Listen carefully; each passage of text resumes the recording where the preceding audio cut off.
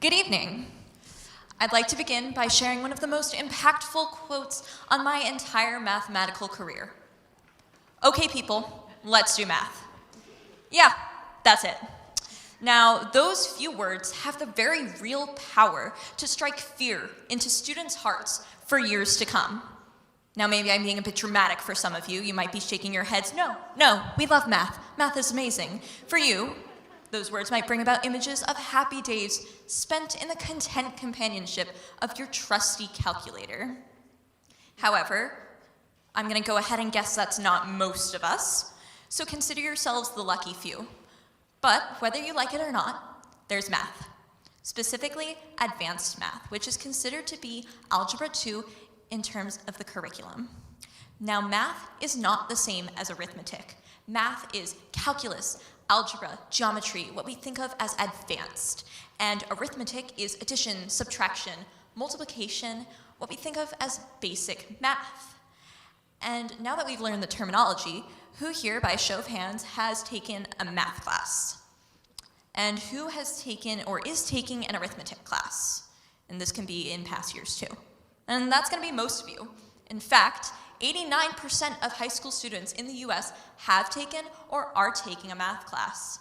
And 70% of high school students in the US have taken or are taking an arithmetic class.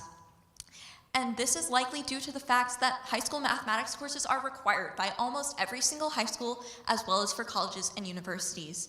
And this is where the problem lies. Not in the math itself, not in the students, and not in the teachers, but the way in which math is regarded and heralded amongst administrators, college and university officials, and curricula builders. To explore this further, I'm going to begin at the start of mathematical education. This will usually occur around 6th to 9th grade, when students learn geometry before moving on to even more advanced concepts. Not surprisingly, this is where the beginnings of a phenomenon known as math anxiety begin to crop up. Math anxiety is pretty much what it sounds like.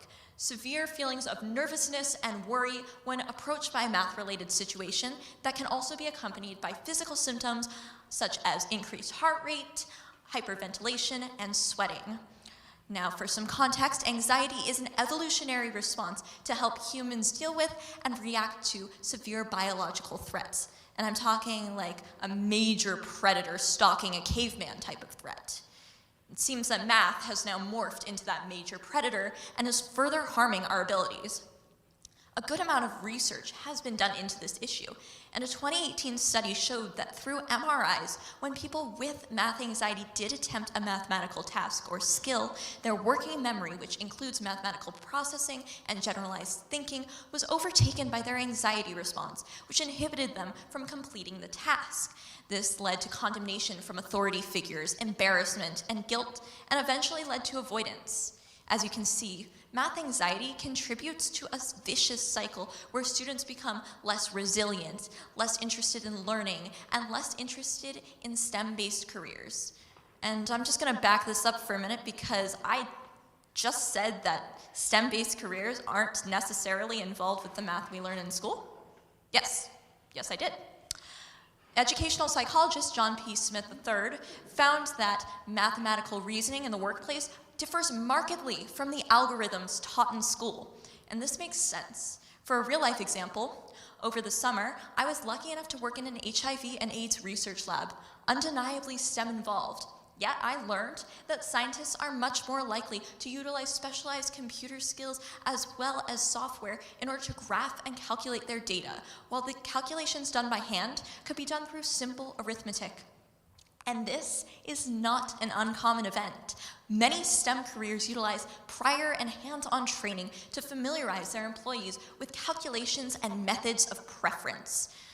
What's more, the Georgetown University's Center on Education and the Workforce found that only 5% of Americans will need to be proficient in algebra, and that's not even touching on the more complex concepts forced on our students.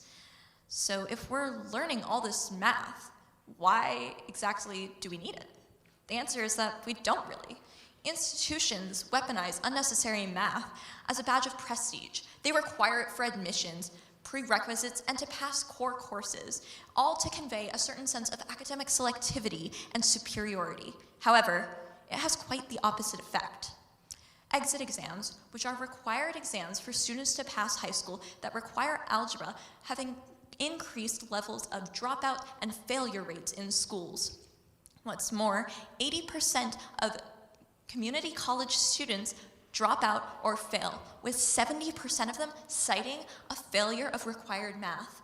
Additionally, 40% of four-year university and college students also drop out or fail, again, mainly citing a failure of required math.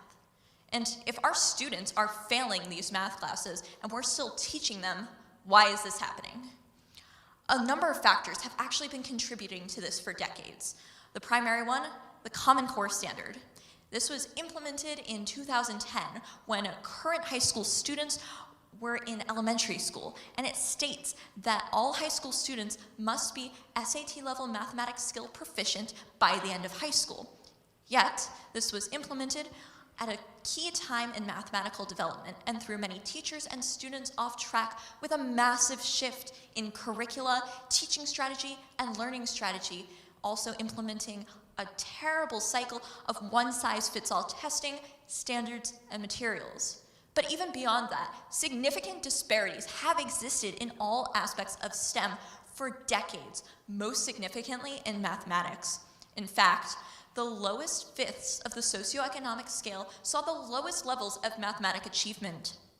Similarly, Black and non-Hispanic and non-white Hispanic students had less than half the percentages of white and Asian students passing and taking mathematics courses.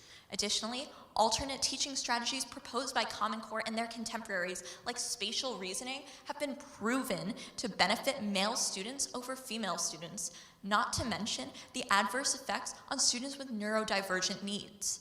It's clear that using mathematics as a gateway to success isn't working and further inhibits our society from making progress. And there are probably a group of you sitting in the audience who strongly disagree with this, and I'm going to delve into those reasons. The first being that math is all around us, and we need it to function. I completely agree with this statement. Arithmetic is a basic skill just like reading and writing, and everyone must learn this. That is a non-negotiable fact. However, I do acknowledge that mathematics is incredibly important.